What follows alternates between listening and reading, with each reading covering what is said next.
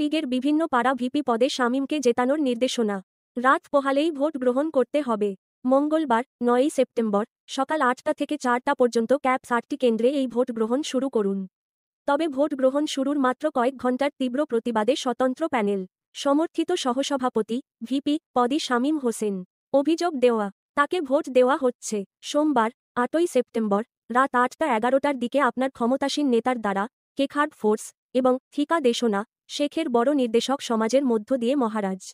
নির্দেশনায় বলা হয়েছে আগামীকাল ৯ই সেপ্টেম্বর ঢাকা সংসদ নির্বাচন ভোট সংসদ ডাকসু নির্বাচনে অংশ নেওয়ার জন্য পছন্দ করা হচ্ছে। আর এই দলের সোশ্যাল ভিডিও এবং সন্দেহজনক এর সাথে শেয়ার করবেন না।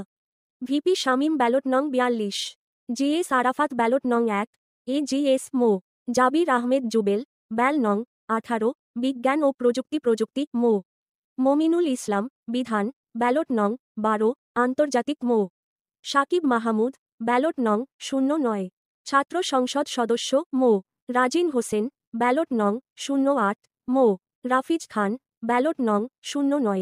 আরও কিছু পদের নাম দেওয়া আছে।